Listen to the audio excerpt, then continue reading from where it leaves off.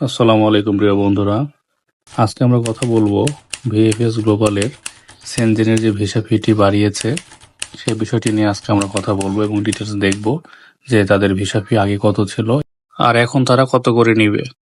এটি চেক করার জন্য প্রথমে আমরা গুগল ক্রোম ব্রাউজার থেকে ভিএফএস গ্লোবালের সাইটে প্রবেশ করব। ভিএফএস গ্লোবালের সাইটে নিচের দিকে যখন আমরা স্ক্রোল করব, এখানে নিউজ নামে যে অপশনটি পাবেন, এখানে আপনারা দেখতেই পাচ্ছেন 5 জুন 2024 তারিখে তারা একটা আপডেট করছে। এখন আমরা এখান থেকে কন্টিনিউটিতে ক্লিক করব। ক্লিক করার সাথে সাথে আমরা দেখতে পাচ্ছি এখানে update on increase in Shenzhen visa fee starting 11 June 2024।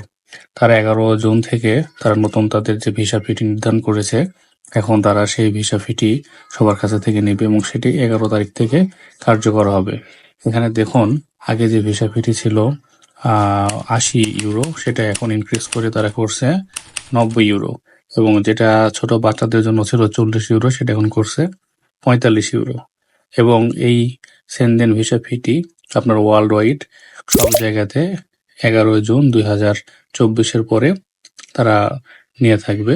এটি তারা তাদের এই আপডেটের মাধ্যমে জানিয়েছে। তো অনেকে এই বিষয়টা নিয়ে কনফিউশন ছিলেন যে আসলে মানে সেনজেনের ভিসা ফিটি কি বেড়েছে কিনা নাকি আগেরটাই আছে।